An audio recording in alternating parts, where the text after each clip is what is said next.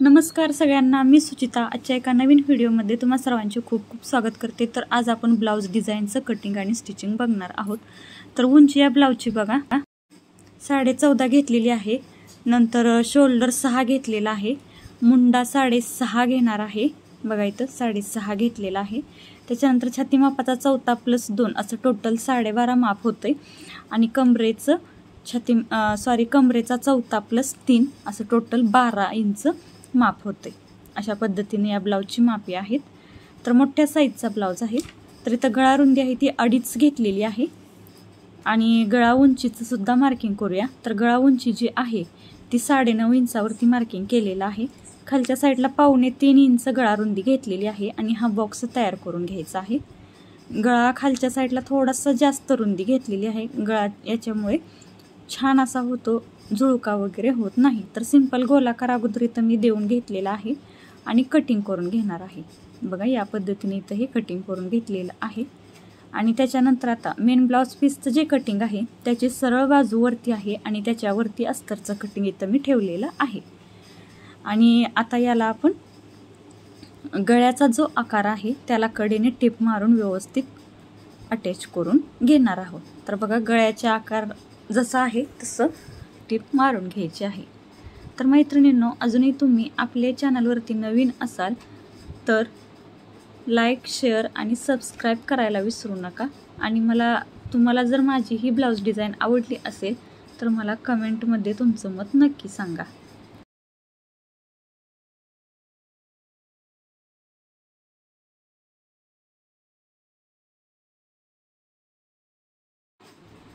बघा इथं पूर्ण गळ्याच्या राऊंड शेपला आपण टिप मारून घेतली। खालच्या साईडला सुद्धा बघा कमरेच्या साईडला सुद्धा असं टिप मारून घ्यायची आहे। कापड हाताने सरळ करायचं आहे, कुठे चून वगैरे पडू द्यायची नाही आणि मग टिप मारून घ्यायची आहे। एक्स्ट्रा कुठे कापड राहिलेलं असेल तर ते कटिंग करायचं आहे। त्याच्यानंतर इथे सुद्धा गळ्याचा आकार कटिंग करून काढायचा आहे आणि आता छोटे छोटे कट देऊन घ्यायचे आहेत। याच्यामुळे काय होतं, आपला जो गळ्याचा आकार आहे तो आहे असा शेपमध्ये तयार होतो। तर कुठल्याही एक साईडनं असं तुम्ही बाहेर ओढून काढू शकता। तर बघा या पद्धतीमध्ये कमरेला एक्स्ट्राची पट्टी लावावी लागत नाही। तर आता आपण गळ्याच्या आकाराला दाबटीप देऊन घेणार आहोत। तर व्यवस्थित असं हाताने कापड सरळ करत करत दाबटीप देऊन घ्यायची आहे। चून वगैरे पडू द्यायची नाही, बोटांनी प्रेस करत करतच दाबटीप देऊन घ्यायची आहे पूर्ण गळ्याच्या आकाराला।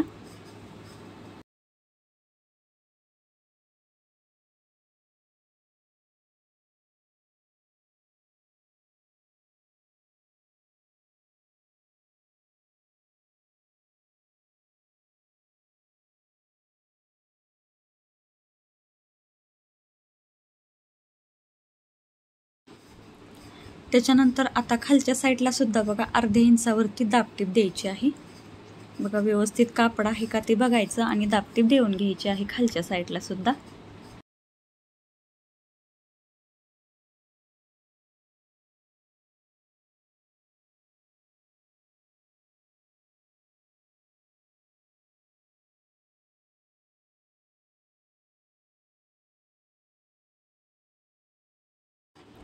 त्याच्यानंतर आता पूर्ण म्हणजे अस्तरचं कटिंग आणि ब्लाउज पीसचं कटिंग एकमेकांना असं टिप मारून अटॅच करून घ्यायचं आहे।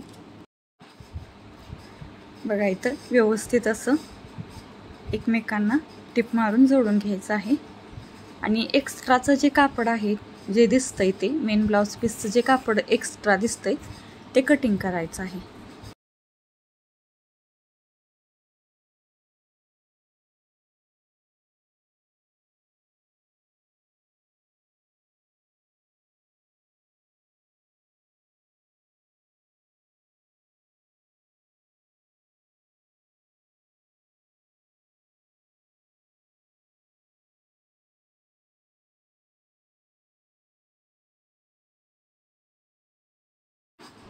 आणि आता इथं बघा शोल्डर पाशी बरोबर मध्यावरती फोल्ड करून त्याच दिशेने खालच्या साईडला टक्स पॉईंटची तिरकी टिप मारून घ्यायची आहे। तर टक्सची उंची जी आहे ती 3.5 घेते आणि रुंदी अर्धा इंच घेते आणि टिपा व्यवस्थित एंड लॉक करायच्या आहेत दोन्ही साईडला पण.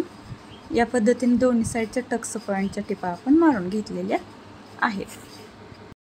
तर इथं मी एक कॅनव्हास पेपर कटिंग करून घेतलेला आहे. उंची रुंदी 2.5 इंचच आहे. आणि इथं काठाचं कापडसुद्धा मी इथं घेणार आहे. तर हे साडीच्या कलरचं काठाचं कापड घेतलेलं आहे आणि त्याच्यावरती आपण कॅनव्हासचं जे कटिंग घेतलेलं होतं ते ठेवायचं आणि चारही कडेने टिपा मारून घ्यायच्या आहेत. आणि हे कटिंग करून एक्स्ट्राचं कापड कटिंग करायचं आहे.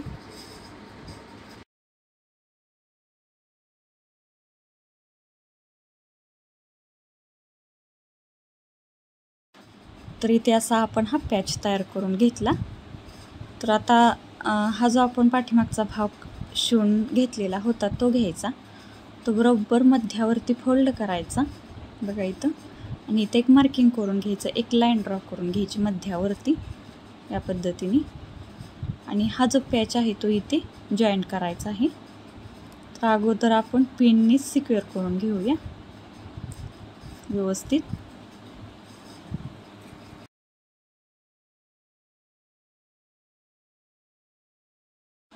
आणि आता याच्या कडेने टिप मारून हे व्यवस्थित जॉईंट करून घेऊया. चारही कडेने टिप मारून घ्यायची आहे.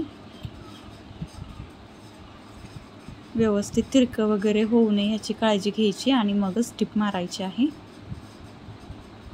तर इथं हे आपण हे जोडून घेतलं. एक्स्ट्राचे धागे दोरे कटिंग करायचे. तर इथं हे असं आपण जोडून घेतलं. आता काय करायचं तर इथं मी लेस घेतलेली आहे. तुम्ही तुमच्या आवडीनुसार कशीही कुठल्याही डिझाईनची लेस तुम्ही वापरू शकता किंवा ब्लाऊजला मॅचिंग वगैरे सुद्धा वापरू शकता. तर मी इथं अशी नाजूक अशी लेस घेतलेली आहे. तर कॉर्नरवरती सुद्धा व्यवस्थित जोडायची आहे.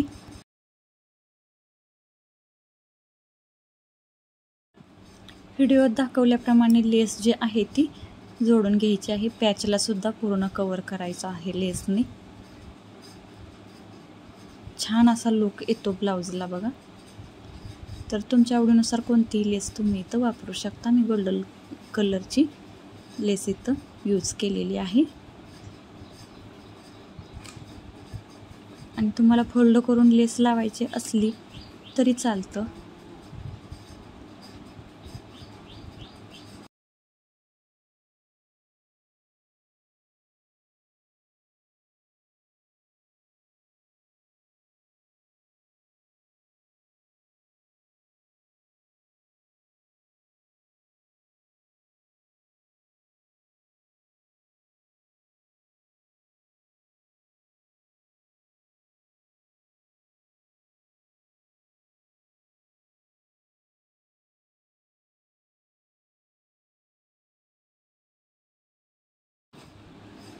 आणि लेसच्या दुसऱ्या भागाला सुद्धा अशी दाबटीप देऊन घ्यायची आहे. तरच लेस जी आहे ती आपली छान फिटिंगमध्ये फिनिशिंगमध्ये बसते.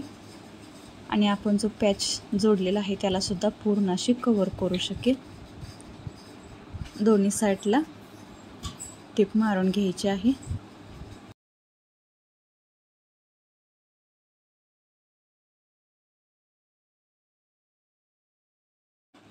तर मैत्रिणींनो, अजूनही तुम्ही आपल्या चॅनलवरती नवीन असाल तर प्लीज लाईक, शेअर आणि सबस्क्राईब करायला विसरू नका. तर मी मॅचिंग नॉड इथे आणलेल्या होत्या, रेडीमेड नॉड आहेत. आणि आता छान असं लटकन पण तुम्हाला इथं मी करून दाखवते. तर साडीच्या कलरचं लटकन इथं मी करणार आहे. तर आपल्याला पाहिजे तेवढं चौकोनी 2 तुकडे पाहिजेत कपड्याचे. तर ते कटिंग करून घेते. तर इथं बघा या पद्धतीने फोल्ड केलं. त्याच्यानंतर असं दोन्ही साईडने या पद्धतीनं फोल्ड करायचं.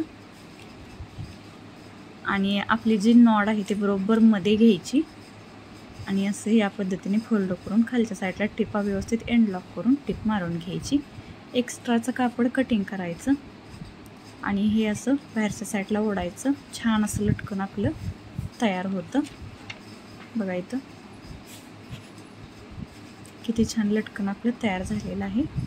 तर दुसरं पण लटकन सेम त्याच पद्धतीने तयार करून घ्यायचं. अगदी कमी वेळेत 1 मिनिटात तयार होते हे लटकन. तर दोन्ही लटकन आपली इथं तयार झालेली आहेत आणि हे जे नॉड आहे ते आपण ब्लाऊजला जोडून घेऊया।